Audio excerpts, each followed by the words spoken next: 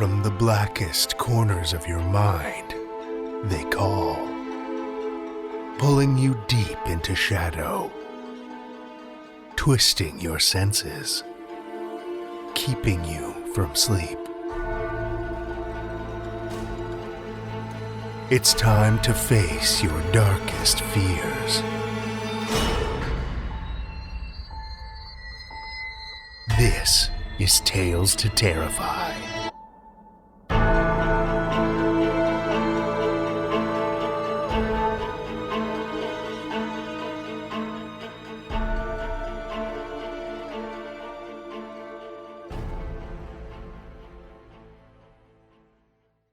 Good evening, children of the night, and welcome.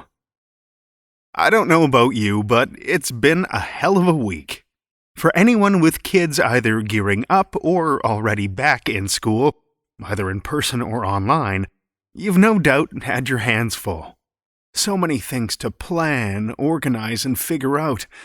One of those things, on that long list of to-dos, though, I can picture it. It says, submit story to Tales to Terrify. How about that? And you're in luck. We'll be open for submissions for at least a few more weeks. TalesToTerrify.com/submissions has everything you need to know. Speaking of need to know, there are some things that we need to know. We've had a handful of reviews in the last while, and I just want to say thank you to those of you who take the time to let us know how we're doing, what you love, and what we could do better. Every review gets read, and we take all of your feedback to heart. We want Tales to Terrify to be one of the highlights of your week, something you look forward to every Friday. So, keep the feedback coming, whether it's a review on your favorite podcast app, or better yet, an email to editor@talestoterrify.com, or a message on Facebook or Twitter. We'd love to hear from you. This week, I'd like to give a shout-out to Brad Jacobs. Not only an amazing human for supporting the show on Patreon, but also our first ever yearly patron. Yes, Patreon now allows us to offer yearly Patreon memberships. So what does that mean? Well, you can now get all of the same great perks and benefits without having to pay month to month. Better yet, if you sign up for our yearly Patreon any day in the month of September, you'll save 15% compared to a monthly subscription. We have fresh bonus content on the horizon, too, and our next round of swag is well in the works. Bigger, better, and darker than ever. Don't miss your chance to get a full year's worth of ad-free frights for 15% off. Visit patreon.com/talestoterrify. As we get back on the road this week, we're now firmly in my old stomping grounds. I mentioned last week that I grew up in the city of Calgary, Alberta. It's where I spent my grade school years, running through fields and riding bikes through our growing neighborhood at the edge of the city. And it's also where I spent my university years, well, doing all those things university kids do, which, more often than not, involved a pint of beer in hand. One thing I always found a little sad about the city of Calgary is the emphasis on new and modern. When I went to university there, I lived in an older neighborhood, not far from the edge of Calgary's sprawling downtown. And far too often, I'd witness beautiful old character homes being torn down, their huge treed lots subdivided to make way for a pair of modern infills, and it always hurt my heart a little. But while it seems to be the exception rather than the rule, from time to time an older building will get a new lease on life. And interestingly, pubs seem to be the thing to repurpose them into. I've never been much of a dance club person, always preferred the dark, smoky, low-key ambience of a good pub. But one of the things I always found so curious about the pubs in Calgary was how many of them had stories. Dark stories. I'm not sure what it is about ghosts and pubs. So many people passing through, I guess. So much action. And so many emotions. I guess it's bound to leave an imprint. But there are a few pubs in Calgary whose colorful histories make them particularly unsurprising targets for the supernatural. Built in Calgary's original Fire Hall No. 3, the Hose and Hound pub was constructed in 1906 for what was then an enormous amount of money, $3,000. For nearly 50 years it operated as one of the city's main fire halls, but as times changed, so too did the equipment used to fight fires. And eventually the building was simply too small to hold the new fire trucks used to battle blazes, and a new Fire Hall No. 3 was built a few blocks away. During the 30 years that followed, the building was used first as a community center and then a furniture store. But eventually the store went out of business and the old fire hall was left to rot, frequented only by the homeless and addicts looking for a quiet spot to get high. Then in 1982, the building was bought, fixed up, and converted into a fine dining restaurant. The only problem, the neighborhood. Inglewood wasn't always the trendy, gentrified place it is today, and fine dining in what was then a notoriously sketchy neighborhood didn't really take off. After 10 years of struggling, the space was converted into what's now known as the Hose and Hound. But while the building and the neighborhood have managed to leave the darker parts of their history behind in the rubble of renovation, the past always seems to writhe its way to the surface. Cappy Smart, Calgary's first fire chief, originally ran the fire hall when it was in operation, and he was known for more than his skills in a blaze. He had a soft spot for collecting animals. Animals that seemed to take a liking to the place enough to stick around. Cappy's horse, Lightning, who, ironically, was killed in a fire in the building, can still be heard clopping through the front entrance on quiet mornings. But it was Cappy's pet monkey, Barney, who seems the most attached to the place. When you're stuck waiting around for the fire bell to ring, keeping yourself entertained is essential to maintaining sanity. And having a pet monkey certainly fit that bill. Barney was a constant source of amusement for the men, especially a gruff group of guys who liked to tease and pester the little creature. But one afternoon, when the alarm bell sounded and the crew was called off to fight a fire, they left Barney tied to the flagpole in front of the fire hall. And for a young boy out walking with his parents, no doubt a cute little monkey tied in front of the fire hall was an instant source of excitement. The boy ran up to Barney and tried to offer the monkey a treat. But after so much teasing at the hands of the firemen, Barney had understandably developed some trust issues.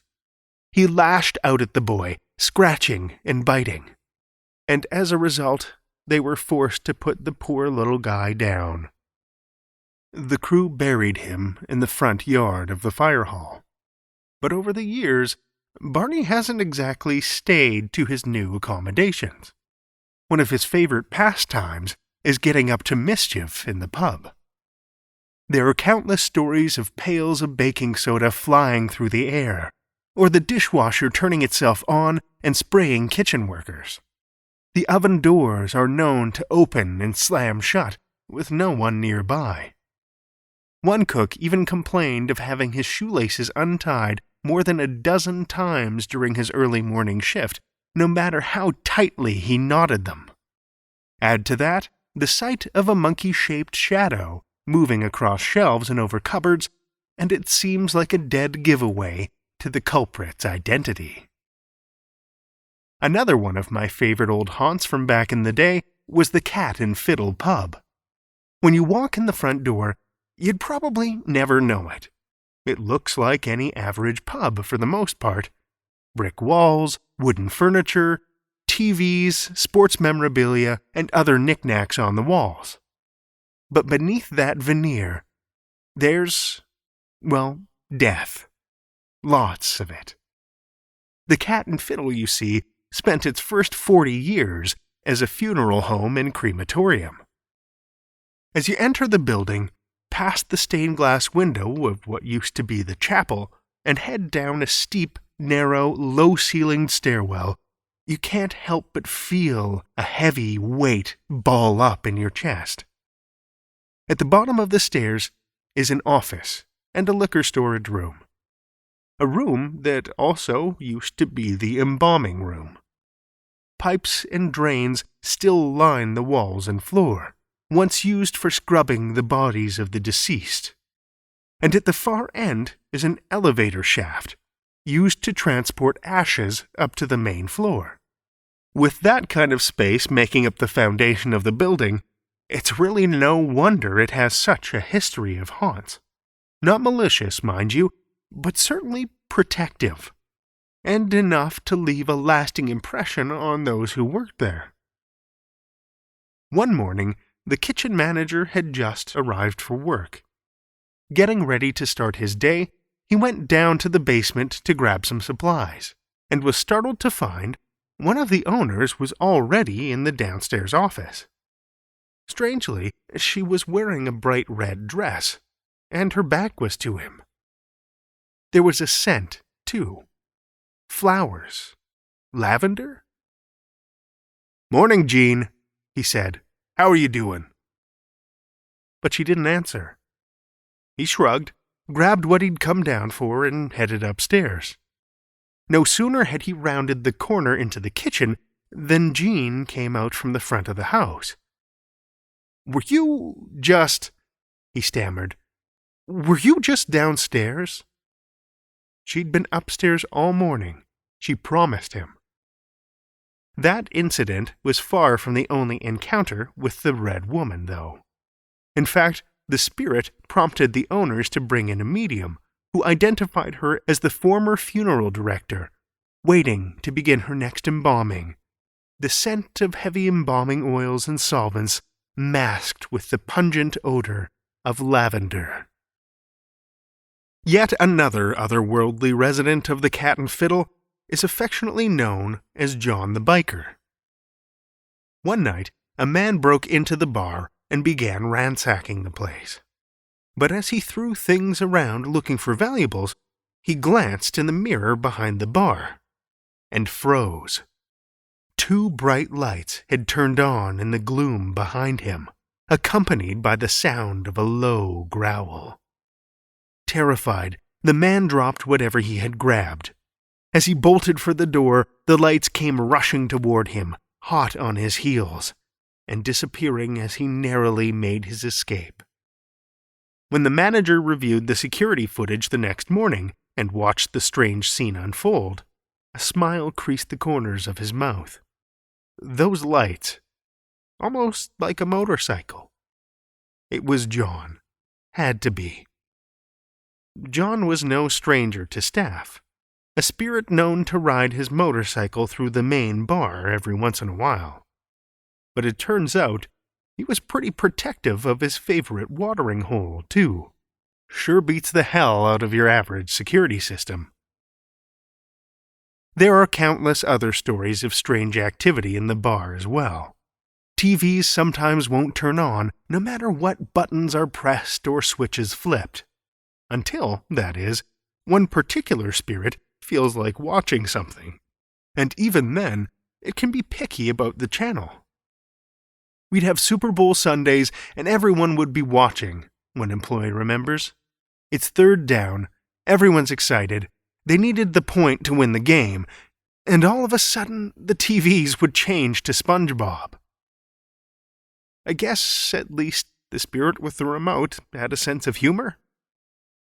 There are also stories of a man in a top hat and tails who regularly disturbs visitors to the men's washroom, first standing ominously close to them at the urinal, then proceeding to walk through the wall and out of the building. That's only a small sampling of the tales both staff and patrons of the Cat and Fiddle have collected over the years. Can't say I've ever had the pleasure of experiencing one firsthand, but I do always remember there being something a little unsettling about the place. Of course, that's nothing a pint or two can't fix. So if you're ever in Calgary and looking for some spirits with your spirits, you've got plenty of places to choose from. Just don't forget to tip. We have one story for you this evening, which comes to us from Kev Harrison. Kev Harrison is a British writer of dark and strange fiction living in Lisbon, Portugal. His work has been published in a variety of anthologies, including the acclaimed Lost Films from Perpetual Motion Machine Publishing, In Darkness, Delight, Creatures of the Night from Corpus Press, as well as the Other Stories podcast from Hawk and Cleaver, and right here at Tales to Terrify. His debut novelette, Cinders of a Blind Man Who Could See, is available now from Domain Publishing, and his novella, The Balance, is coming early in 2020 from Lichen Valley Press. You can find more of his work at kevharrisonfiction.com. Children of the Night, join me for Kev Harrison's A Precious Quarry, first published in Beyond the Infinite, Tales from the Outer Reaches, from Things in the Well, August 2018.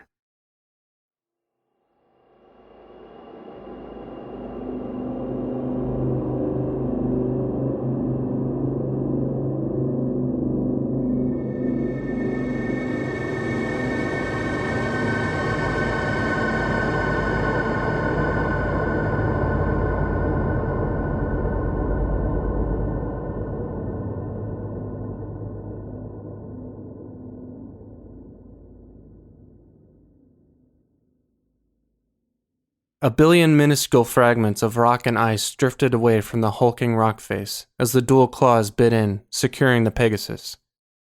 Reflections from the small ship's searchlights bathed the cockpit in bright white.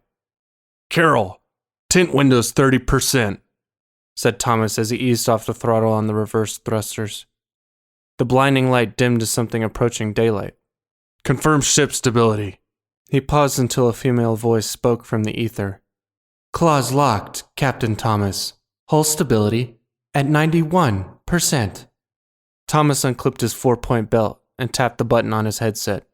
"All crew to dining quarters in 5 minutes. The Pegasus has landed. Experimental drilling scheduled for 0800 UTC. He drifted up from the seat and stretched. His limbs felt stiff from the force of the maneuvering operation. After slingshotting off the orbit of the dwarf planet Ceres, the Pegasus had been pulling 11 or 12 Gs until applying reverse thrust to prevent the ship from being atomized on contact with 16 Psyche, the largest known metallic cored asteroid. The Pegasus's mission was a proof of concept for Mineralium ad Astra. Get this right, and their shareholding would go through the roof. That's why Thomas was the pilot. Over 1,000 missions in RAF aircraft, dozens of those black ops, below radar. He was someone they could rely on to get the Pegasus onto the asteroid, even if the paycheck was colossal. But now they were here. He'd earned it. He swam through the thin, recycled air, curious at the tiny pull he felt from the Psyche's gravity behind him. He waited for the hiss of the decompression seal to open from the cockpit and floated out into the communal space. Reese was already hovering there. The Brazilian drilling expert hovered by the entrance from the sleep chamber, one hand untangling her mane of almost black hair while the other squeezed every morsel from her meal pack. "Where's Lucas?" said Thomas, edging along a wall rail to take a meal pack of his own. He pulled out a foil pouch labeled Forest Fruit Porridge and uncapped it, sucking out the pasty contents. Was all Reese managed to say, her mouth full of blended beef and bean stew, basically baby food. But she gestured behind her with her thumb. Thomas nodded, then sucked up the rest of his dinner. The doors to the sleeping quarters hissed and Lucas glided out, as graceful as a swan. "My 104th dump in space and it never feels any less weird," he said as he slowed himself down with the railing. Thomas stuffed his empty meal pack into the recyclable chute and snapped the hatch shut behind it. Thank you for that image while I eat, Lieutenant. Lucas grinned. Sorry, guys. Didn't mean to put you off your edible wallpaper paste. He winked at Reese, who giggled and shook her head. Anyway, what's the plan from here? Thomas pushed himself forward and drifted over to a smart tabletop in the center of the room. He tapped the dark glass surface and it came to life. An image of the asteroid's surface came into view. The hydraulics of the Pegasus's claws at either side of the shot. Carol, can we increase definition on screen? They waited as fine details painted themselves into the canvas of the rock face in front of them. Okay, here we go, said Thomas. He pointed to a raised area in rock face. This here is where the experts in California have said we're best to start drilling. Reese, you'll start with a wide-pointed, physical drill, and then once we're through the rocky outer layer, you'll switch to laser.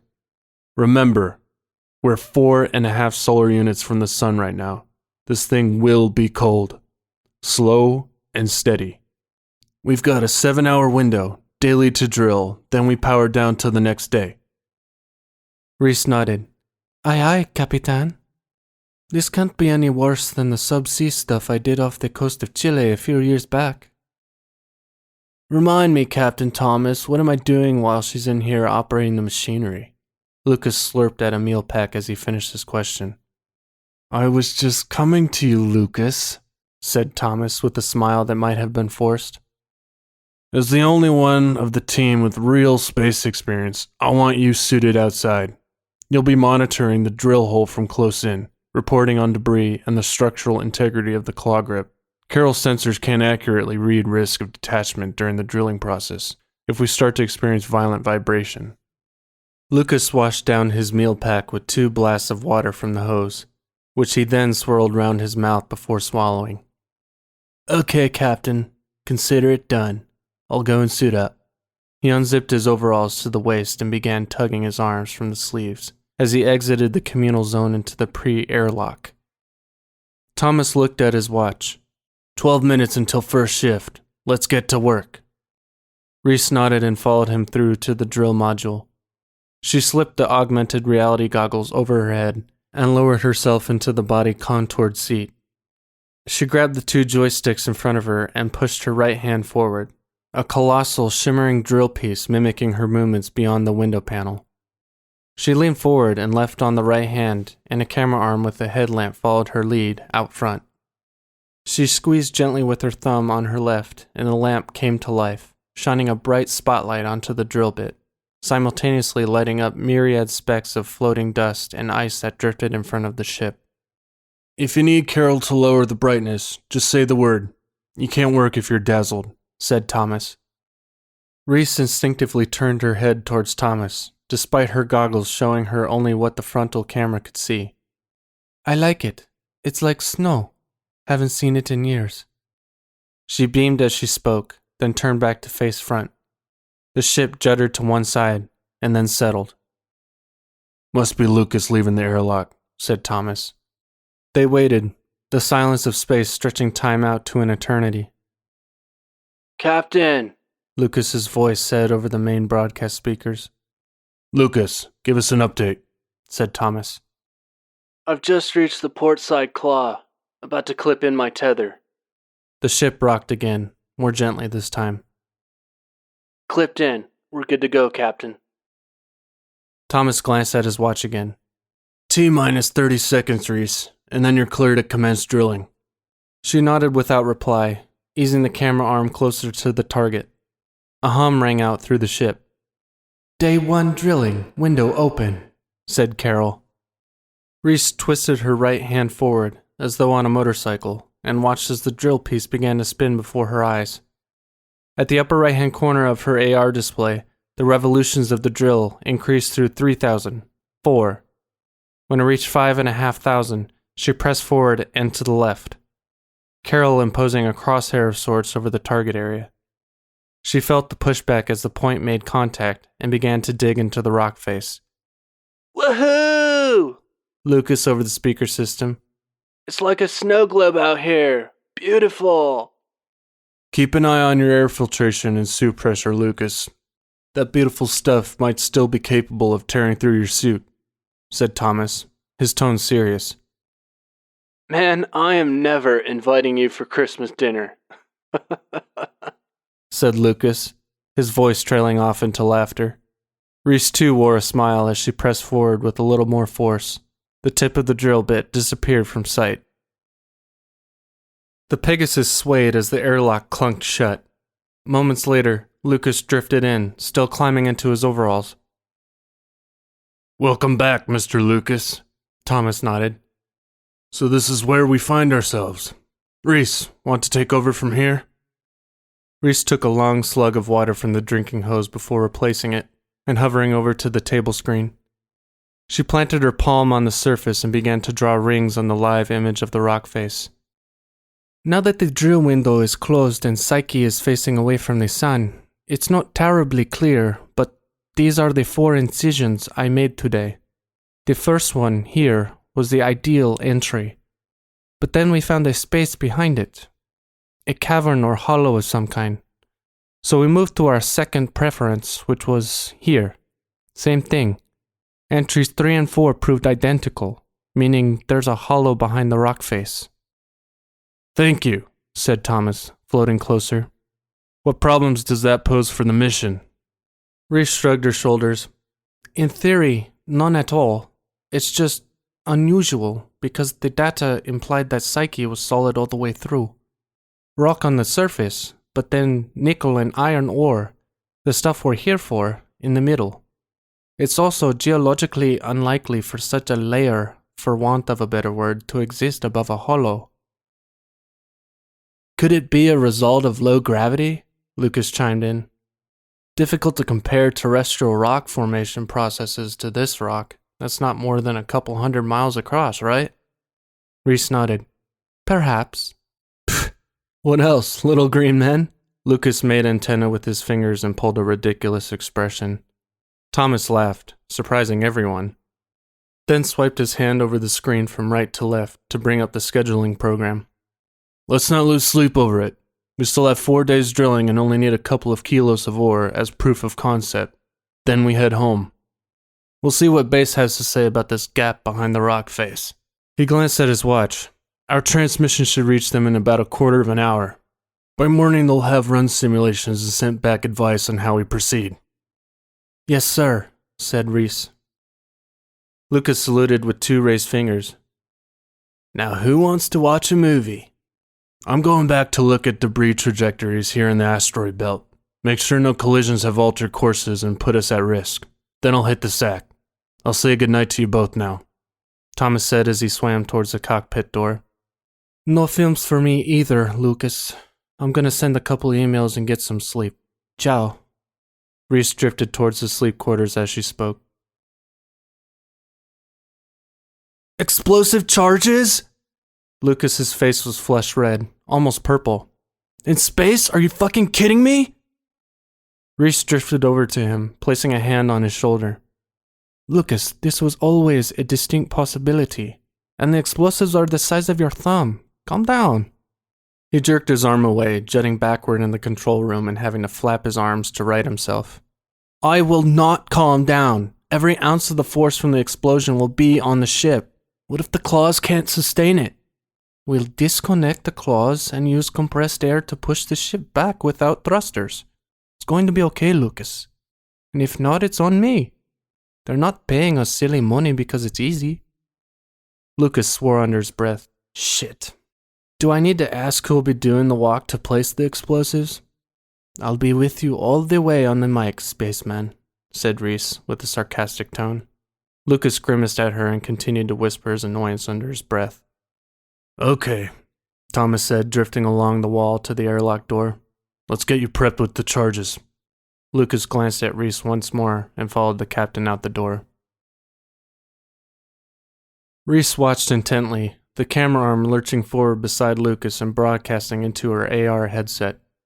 Carol overlaid a 3D modeled frame over the charge device, helping her to understand exactly when it was deep enough to maximize the shock to the rock face and minimize the particles released by the blast. Stop there, Lucas. It's perfect. The white-suited figure turned its head, the golden, opaque visor reflecting a tiny sun among an ocean of stars. He gave the thumbs up, checked his tether for slack, then hopped down to the rock face to place the next charge.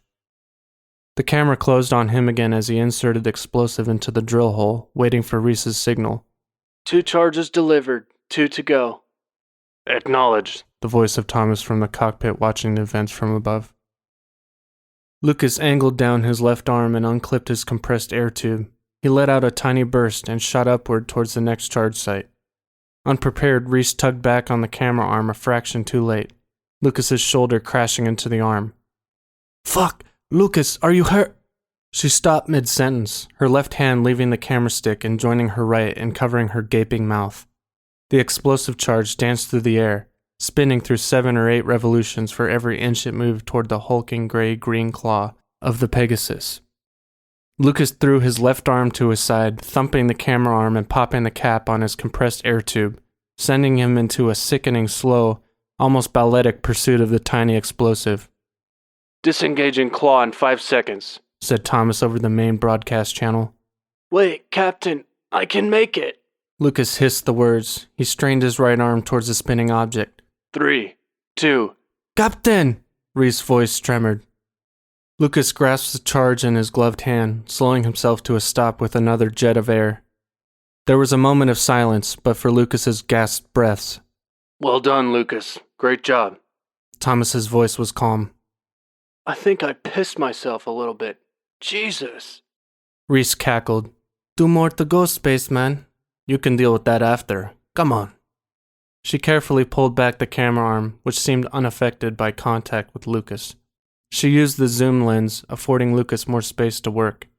15 minutes later, all charges were in place. The ship rocked as the airlock sealed shut, and Thomas released the vice-like grip of the claws. Reese stayed in her drill operating chair and watched as tiny fragments of rock tumbled away from the claws in all directions, before being blown forward, up and over the face of the asteroid by the ship's angled compressed air jets. The ship jolted backwards, its steadying thrusters disengaged. Rear thrusters ignited, stabilizing the Pegasus's movement. 11 meters until Pegasus is clear of blast radius, Carol's soothing voice over the internal speakers. 8 until Pegasus backs into one of Psyche's babies, Carol, said Thomas through gritted teeth. He pushed forward on the throttle, rear thrusters engaging once again and bringing the Pegasus to a complete stop. Carol, detonate charges, said Thomas as he drifted into the drill control area. Lucas followed in a clean overall. Thomas gripped his shoulder. Great job out there, Lucas. Lucas grinned. Pegasus is currently located 4 meters within potential blast radius. Detonation program locked. Overridden. Detonate immediately. Reese looked over her shoulder from the drilling chair at the 2 men hovering at her shoulder, her eyes wide. Confirm override, Captain Thomas, said Carol, ever monotone. Confirmed.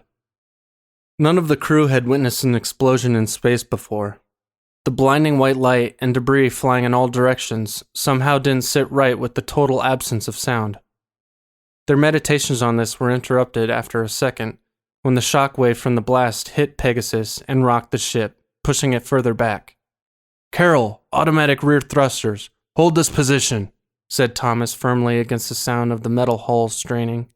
A hailstorm of tiny rocks clattered against the front window, a cacophony of tiny drum beats with no rhythm. The rocks reflected away in all directions, each one's spin observably different as they dispersed into the blanket of space. Hull integrity, Carol. 0 breaches detected, Captain Thomas. Hull integrity at 100%.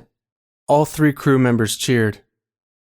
Okay, I'm going to maneuver us back to drilling position for tomorrow, said Thomas, pushing himself off the wall and towards the cockpit hatch. Captain, before you do, you should take a look at this. Reese sat forward in her chair as she spoke, her eyes unblinking. She reached up for the AR goggles and tugged them on over her eyes. Intuitively, she pushed forward with her left hand, bringing the camera in closer, tiny pieces of rubble still colliding with it as it extended. She could see now in fine detail what Lucas and Thomas were straining to look at, noses almost to the window. a black vapor, somehow darker than the colorless void of space that surrounded everything, seeped from the cavernous space in Psyche's bulk. It began to disperse, tendrils squirming like smoke until there was no trace of it left. Beyond, though, was something far more sinister. A smooth surface beneath the blast hole. Solid black rock. On it were carved 4 lines of symbols. Pictograms. Somehow they were familiar to the whole crew, but they couldn't decipher from where. "What the fuck is that? This is impossible." Lucas's quivering voice betrayed his uncertainty. Reese squeezed the button on the left stick with her thumb, illuminating the flawless black surface with the camera's light attachment. Carol's onboard recognition software overlaid the symbols with a red crisscross grid. Characters from hundreds of alphabets flickered in front of her eyes until the image stopped still. Reese tried to speak, but her tongue was useless. Had a mind of its own. Captain Thomas? Carol says... She says... they're hieroglyphs. The crew hovered around the table screen in the communal area while the image of the inscriptions was overlaid thousands of times a second with glowing red stencils. The flickering stopped. "Translation 88% complete. 9 symbols unrecognized," said Carol. "Display on screen, Carol," Thomas said, drifting to a more central position. The photo wiped from the screen, replaced with a gray background. Red letters began to appear, separated into 4 panels representing the 4 chunks of hieroglyphs carved into the rock. "Here interred lies Seth, god of chaos and evil, god of the desert and disorder.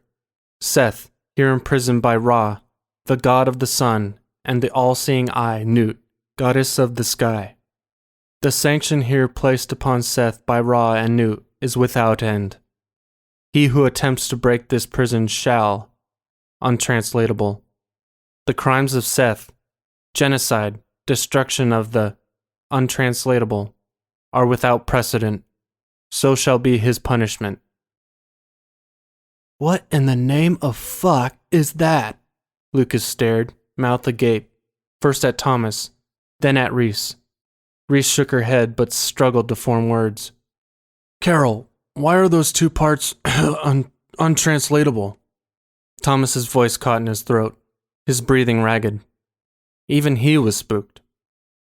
"9 symbols from the rock face are unavailable in my primary source database.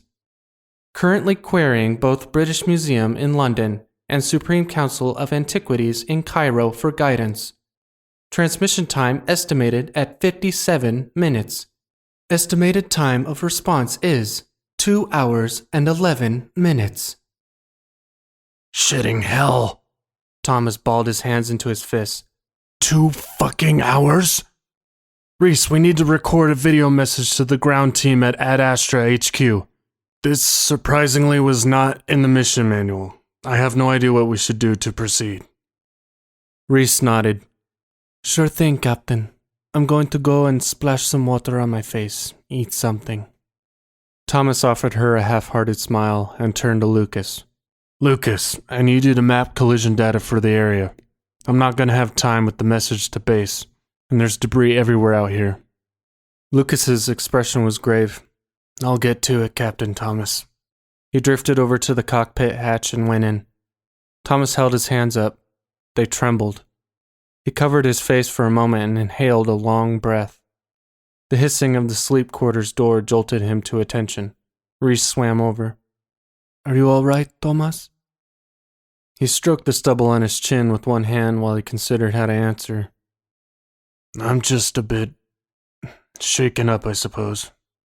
I've done some crazy, dangerous things in my life, but even on Black Ops with the RAF, I've always felt like I was in control. You know?" He looked down at his hands, the fingers absent-mindedly knitted together. "When we arrived at Psyche, maneuvering around all that debris, no problem. But this? I mean, the fuck is it?" Reese gripped Thomas's shoulder and squeezed. "You'll figure it out. We'll figure it out. And we'll overcome it, whatever we have to do." Thomas rubbed his eyes. You're right. It's all we can do. Now let's make this video. They each veered toward the tabletop screen. Thomas touched his way through a variety of menus, and they began to explain to the camera what had happened. Lucas drifted into the sleeping quarters where Thomas and Reese were reading, secured into their bunks. I've finished the debris analysis, Captain. There's a 3-meter chunk from a collision about 700 kilometers out that we should keep an eye on, but nothing urgent. Thomas lifted his head. Great news, Lucas. Thanks for doing that. Lucas nodded his head and floated towards his own bunk. Missing translation components located, said Carol, preparing to display estimated translation on main screen. Reese slotted her e-reader above her bunk, then turned to the others. Let's go. They all swam through the hatch into the main communal area and hovered around the screen. The previous message was loaded, gaps in the text still present. Slowly, the missing pieces were inserted. The third line read, The sanction here placed upon Seth by Ra and Newt is without end. He who attempts to break this prison shall bear the weight of the astral plague. The fourth line, too, was now complete. The crimes of Seth, genocide, destruction of the ones from the invisible void beyond the mighty sun are without precedent. So shall be his punishment. Reese was the first to speak. Carol, why is the translation an estimate? The additional symbols have been located in only one terrestrial location, the banishment stela at the Temple of Seth in Mut el Karab. Due to the singular provenance, translation cannot be corroborated. Reese turned to Thomas and Lucas. Hell of a coincidence. She scratched her nose. What do we do now, Captain? Thomas's eyes remained locked on the screen. We wait for the instructions from Ad Astra HQ. We're in uncharted territory. They ate in silence, the sound of the plastic foil pouches being crushed in their hands deafening by comparison. Lucas drank down a jet of water, then passed the hose across to Reese, who took a few sips and handed it on to Thomas. I'm gonna go and lie down for a while, listen to some music, Lucas said, his fingers fidgeting. He launched himself towards the sleeping quarters. The hatch hissed as the pressure dispersed and the door began to ease open. Incoming message from Ad Astra headquarters, said Carol. Lucas flung out his hands, halting his exit. He spun himself around and kicked off the wall towards the others. Play message, Thomas said, as Lucas arrived at his side. The screen blinked to black, and then to a view of a high-rise office suite. 2 men in smart suits sat at desks angled towards the camera. They introduced themselves as Anthony Nichols, the non-executive chairman, and Bill Jackson, the man who hired them all, Ad Astra's CEO. Mr. Nichols gestured towards Mr. Jackson, and he began to speak. Thank you all for your message. I have to say, we down here on Earth found it all terribly cute. I ran the images by the modeling and charting teams, and their suggestion is that the hieroglyphs, as you're calling them, are just as likely to be scratches from the blast you created, or from internal pressures within the cavern system. The graying man smiled and reached forward to take a drink of water. I don't really believe this is necessary, but Anthony insists that I remind you that the cost of this proof of concept mission currently sits at something like $88 billion. Neither we nor the shareholders place as much stock in ancient boogeymen as we do in the near limitless potential of the cutting-edge technology you have on board the Pegasus, nor the revolutionary possibilities it might mean for the mineral market. We look forward to your update tomorrow night once you breach the rock face. Thank you once again for your message. The screen went blank. Message complete. Replay? Silence hung heavy in the room. Replay message, Captain Thomas.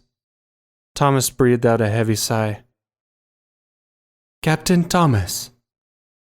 There'll be no need to replay the message. Thank you, Carol. Thomas rubbed his temples with his fingertips.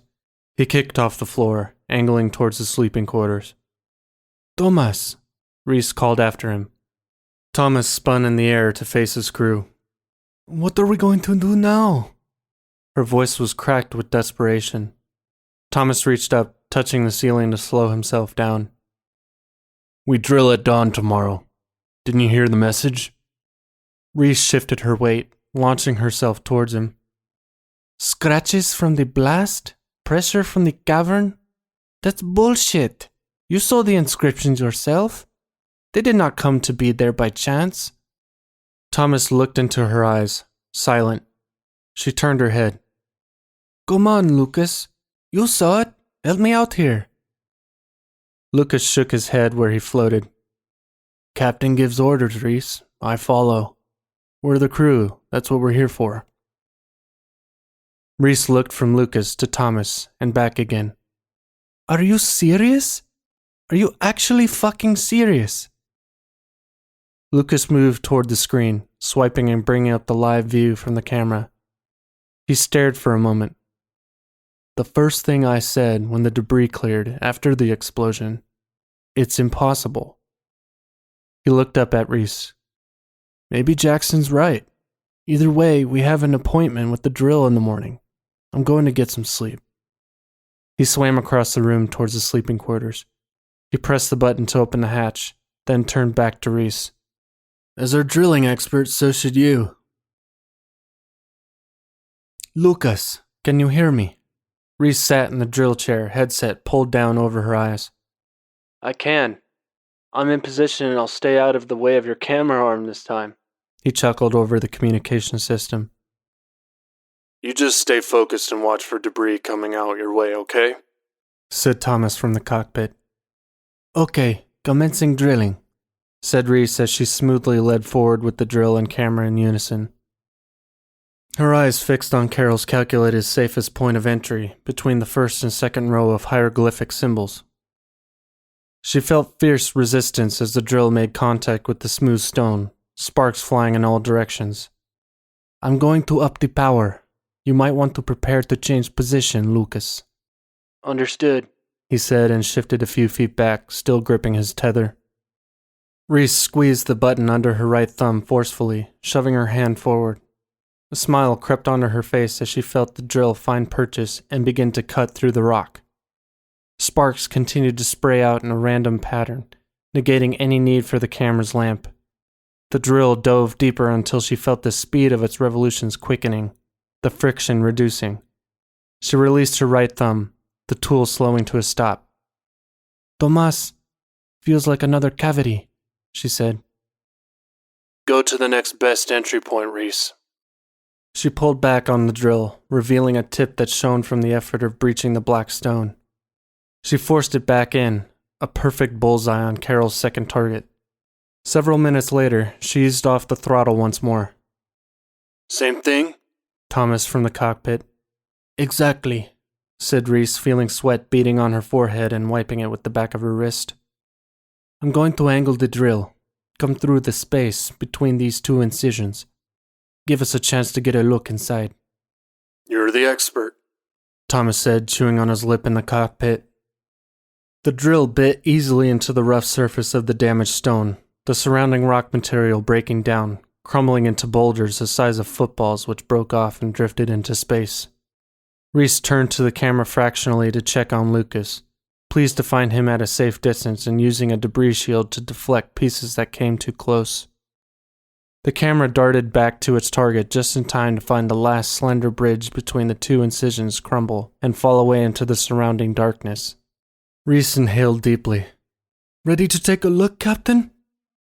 Before Thomas could reply, a slender T-shaped object, gray in color, floated from among the debris towards the drill.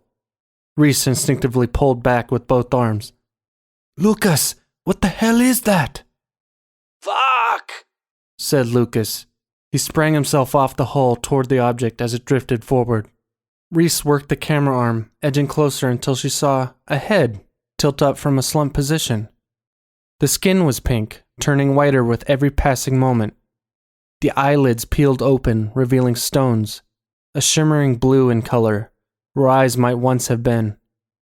Frost began to form at the side of the thing's face, beginning to tear as the lips parted, revealing a cavernous black maw, devoid of teeth or tongue. Reese pulled back her hand, covering her mouth. The camera went limp, its focus still trained on the man, if that's really what it was, before her. Lucas! Thomas cried out at the top of his lungs. His voice still filled Lucas's earpiece as his body slammed into the gray man. He gripped him in a bear hug, feeling his tether pull taut and tug him back towards the Pegasus. Reese, Thomas, the winch!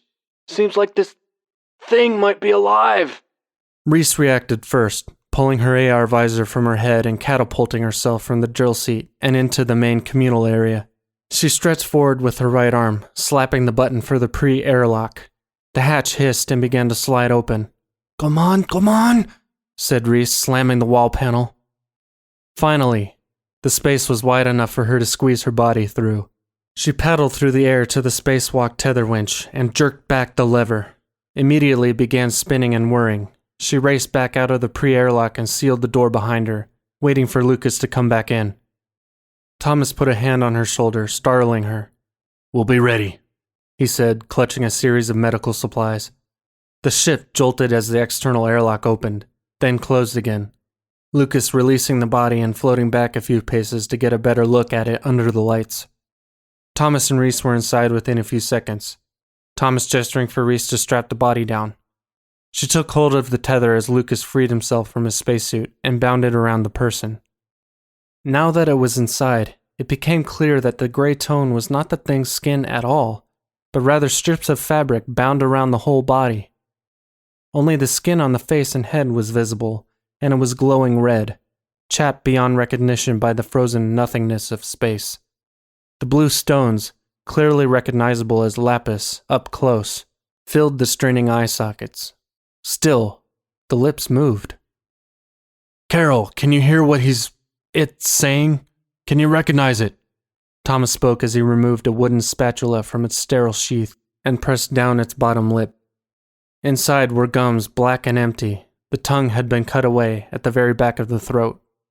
Thomas cringed as he looked inside. He allowed the lips to close and they began to quiver again, forming shapes and patterns none of them could recognize. No sound is being emitted from the mouth, Captain Thomas. Sensors indicate no vibration within the throat and no air passing between the lips despite the movement. Basic scans suggest thorax and lungs have been removed, along with the other vital organs, Carol said. Recommend investigative surgical verification. The shoulders of the thing flinched then. Reese adjusted her position, hovering above to press the torso back to the ground and tightening the tether straps. She looked up at Thomas, opened her mouth in search of words that weren't there. Lucas, get me some better light over here, said Thomas as he took a cutting tool from the supplies hovering at his side and began to slice through the frozen strips of fabric binding the thing. Every cut sent a judder up his arm. Lucas brought over a portable lamp and shone it down onto the body. With the leathery skin now exposed, Thomas held the point of his blade to the chest, below the neck, and sliced down. The skin peeled away, rolling back like ancient parchment and revealing a cage of blackened bones. An empty cage. Oh my God! Reese brought her hand up to cover her mouth, swallowing any other words in the process. How is it moving, Captain? Thomas shook his head, unable to remove his eyes from the thing as it strained against its bonds, despite being a mere shell. Do you smell something? Lucas, 6 feet above the body with the lamp, covered his nose with his free hand. Thomas dropped the cutter and shifted back, nudging against the wall. Reese, too, edged farther away. A black vapor rose from the area of Thomas's incision, thickening into a heavy-looking cloud, as though it might unleash a storm of pure, poisonous evil. Reese reached the hatch to the main communal quarters and thumped the button to open it. Captain, I think we should get this thing off the Pegasus. It could be dangerous. Thomas nodded, clutching a railing on the wall behind him. Carol, prepare images of the thing from every angle you can manage. Lucas, suit up. We need to open the airlock and I need you to make sure it's headed for deep space. Can you do that for me? Yes, sir. Lucas managed as he tugged his spacesuit on over his legs against the whirring sound of Carol's drone cameras surrounding the body and snapping periodic shots of it. Thomas swam toward Reese, the two of them exiting the pre-airlock and hurrying to the screen. The hatch closed behind them with a clunk. Tell me the instant your suit is pressurized and tethered, Lucas, and I'll have Carol open the airlock. And stay clear of that cloud. They watched as Lucas's helmet clicked into place, the two pressure-safe lights blinking into life. He reached down to the lower torso of the body, unclipping the tether from the floor. The creature sprung free, the stones in its eye sockets now seemingly dim from the bright blue to a deep indigo. Its arms flung out from its side, reassuming the T position it had left the asteroid's chamber in. Lucas tried to shift backward, but the cloud moved ahead of the body. It broke down, becoming less substantial, wisps of black coiling around Lucas's arms and midriff. He grunted over the communication systems, then began to wail. "Blow the airlock!" shouted Reese, tapping at the commands on the screen below her and the captain. "Confirm airlock opening request, Captain Thomas." Carol's voice as calm and monotonous as ever. Blow it! Fucking blow it now! Thomas bellowed the words, the Pegasus rocking as the airlock blew open. Lucas's hands flailed as tendrils of coiled black vapor clung to him. The vacuum of space gripped them all. The body, Lucas, and the now stretched cloud. Oh no, no. Thomas said as the tether slipped from Lucas's hands and he was pulled out from the ship, into the void. Captain Thomas! Thomas! Reese! The tether! Carol flicked to an external camera in time for them to see Lucas free his left arm from the vapor with a violent swing. He fired a jet of compressed air, hurling himself back toward the ship. The body clattered into him with all its dead weight. The sound of the crack in Lucas's visor on the communicator forced bile up Thomas's esophagus. The tangled shape of the two bodies pirouetted as they drifted hopelessly towards one of Psyche's smaller, orbiting asteroids. Monitor off. Airlock closed, Carol. Thomas said. The screen blackened. The Pegasus jerked back and forth. Then there was silence. Thomas drifted out towards the sleeping quarters, leaving Reese to the quiet cascade of her tears. Tomas, wait. Reese called out. Not now, Reese. I just can't. The sleeping quarters sealed shut. Okay, Reese. We're all set for hibernation. I've programmed Carol to wake us up 18 hours before we start re-entry. That's 121 days from now. Thomas said, buckling himself into his bunk and searching for a vein with his IV. Reese fastened her own buckles. My first and last time in space. I don't suppose they'll want to send us back up, coming back empty-handed. Thomas leaned forward. With what happened to Lucas, I think we have to feel lucky to be going back at all, empty-handed or not. Reese sniffed, then shook her head. You're right, of course.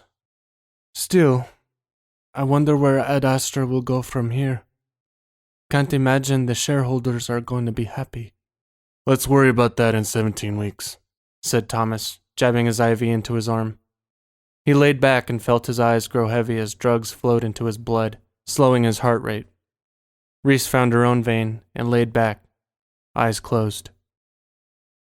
The Pegasus drifted for 2 days in silence, lights and power down save for engines and life support. Auto-playing audio message, said Carol's voice from the darkness. Hello, crew of the Pegasus. My name is Professor Mohammed El-Mazri from the Supreme Council of Antiquities in Egypt. I took great interest in your ship's computer querying some of my cataloging at Mut el-Karab. There was the sound of the professor drinking something. Anyway, I wanted to tell you a little about the myth of the votive temple here, as it's quite curious. It was ransacked by the servants of Mut and Ra. The service of Set, as the god of evil and chaos, was strictly forbidden. The text from within the temple crypt, which I hope to publish in the next 2 to 3 years, said that the high priest was bound to the energy of Seth, and launched into space as an empty vessel to play permanent host to the horror of Seth's great power of destruction. There are some incredible reliefs here, depicting Seth being vaporized by Ra's light and fed into the vacant body of the high priest, unlike anything we found before. I invite the whole crew to come and take a look when you're back on terra firma. Anyway, you're probably out cold by now, as I know you're on your way back. I'll be waiting for your call. The message cut out, and silence once again took over the Pegasus. On the outside of the main airlock, a cloud so opaque its blackness contrasted against the void of space, twisted itself ever tighter around the contours of the Pegasus. Waiting.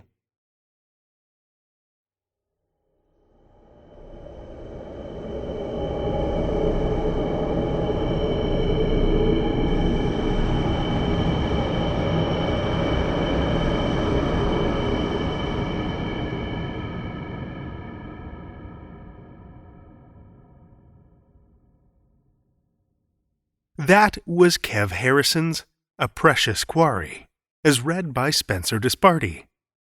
Spencer is a musician and narrator from Phoenix, Arizona.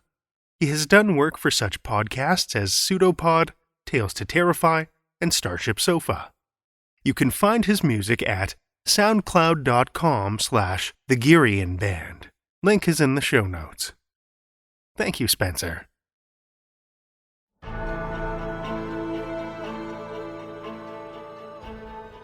Well, children of the night, the hour is late, and we've run out of tales to tell. For now. Tales to Terrify is made possible by the tremendous generosity of our supporters through Patreon and PayPal. If you're not already a supporter, head over to patreon.com/Tales to Terrify for a look at all the awesome perks. From ad-free episodes and bonus content, to shout-outs and swag. Every dollar helps, and we appreciate it so much. If you're looking for another way to help, why not drop a rating or a review on Apple Podcasts, Spotify, Stitcher, or wherever you listen to podcasts. Ratings and reviews are an easy way to show your appreciation and help us spread the darkness. Tales to Terrify is produced by Seth Williams, Pete Morcellino, Meredith Morgenstern, Julia Zellman, and myself, Drew Sebastini, with original theme by Nebulous Entertainment. Tales to Terrify is distributed under a Creative Commons Attribution, Non-Commercial, No Derivatives license.